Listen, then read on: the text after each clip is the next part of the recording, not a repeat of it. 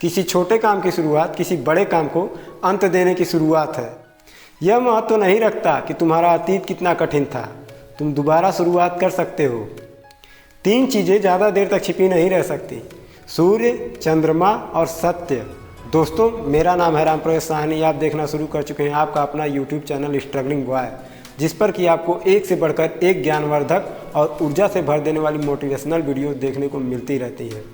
दोस्तों, अगर आप परेशान हैं, चारों तरफ से समस्याओं और परेशानियों ने घेर रखा है, आपको कुछ भी समझ में नहीं आ रहा है, कोई भी रास्ता नहीं दिखाई पड़ रहा है, तो ये छोटी सी कहानी आपको जीवन को जीने की एक नई दिशा देगी। एक विद्वान किसी गांव से होकर गुजर रहा था। अचानक उसे याद आता है कि उसका दोस्त इसी गांव में रहता है। उसने सोचा क्यों ना चल के उससे मिला जाए। जब वो उसके घर जाता है तो वो देखता है कि उसका दोस्त गरीबी और दरिद्रता में जीवन जी रहा था और साथ में 2 जवान भाई भी थे। दोनों बचपन के दोस्त एक दूसरे से बात करने लगते हैं और दोनों को बात करते करते शाम हो जाती है। विद्वान ने देखा उसके मित्र के दोनों भाइयों ने घर के पीछे आंगन में लगे एक फली के पेड़ से कुछ फलियां तोड़ी और उसे घर के बाहर बेचकर कुछ पैसे कमाए। उन पैसों से वो आटा और दाल लेकर आए, जिसकी मात्रा बहुत कम थी। 3 भाइयों और विद्वान के लिए खाना कम पड़ता, इसलिए एक भाई ने पेट दर्द का बहाना बनाया और दूसरे भाई ने उपवास का बहाना बनाया। तो केवल विद्वान और उसका मित्र ही भोजन ग्रहण करने बैठे। जब रात हुई तो विद्वान बहुत उलझन में था कि अपने मित्र की गरीबी कैसे दूर की जाए। उसे नींद भी नहीं आ रही थी। वह चुपके से उठा, एक कुल्हाड़ी ली और आंगन में जाकर उस फली के पेड़ को काटकर रातों रात भाग गया। सुबह हुई तो उसके दोस्त के यहाँ भीड़ जमा हो गई। सभी लोगों ने एक स्वर में उस विद्वान की निंदा की कि कैसा निर्दयी दोस्त था। तीनों भाइयों के एकमात्र रोजी रोटी के सहारे को एक झटके में ही काट डाला। इस बात को 2-3 वर्ष बीत गए। उस विद्वान को फिर से उसी गांव से होकर गुजरना था। डरते डरते उसने गांव में कदम रखा और वह पिटने को भी तैयार था। धीरे धीरे करके जब अपने दोस्त के घर के सामने पहुंचा तो उसे अपने मित्र के झोपड़ी के जगह एक कोठी नजर आई। इतने में तीनों भाई भी बाहर आ गए।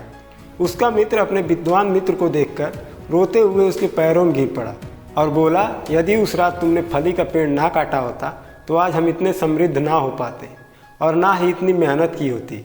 अब हमें समझ में आया कि उस रात तुमने फली का पेड़ क्यों काटा। जब तक हम सहारे के सहारे रहते हैं तब तक हम आत्मनिर्भर बनकर तरक्की नहीं कर सकते हैं। जब भी हमें सहारा मिलता है तो हम आलस्य में दरिद्रता अपना लेते हैं।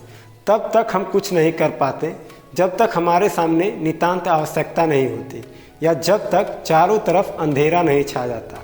उस दिन तुमने फली का पेड़ काटकर हमारे ऊपर बहुत बड़ा उपकार किया था। दोस्तों, जीवन के हर क्षेत्र में इसी तरह के फली के पेड़ लगे होते हैं। अगर आप तरक्की करना चाहते हो तो एक झटके में इन फली के पेड़ों को काट डालो, आपकी तरक्की का रास्ता खुद ब खुद खुल जाएगा। जाते जाते आज आपके लिए जीवन के बेहतरीन सबक बताने जा रहा हूं। दोस्तों, ध्यान से सुनिएगा। किसी पर भी एकदम से विश्वास नहीं करना चाहिए। माता पिता आपके सच्चे दोस्त हैं जो बुरे तथा अच्छे दोनों वक्त में आपका साथ देते हैं।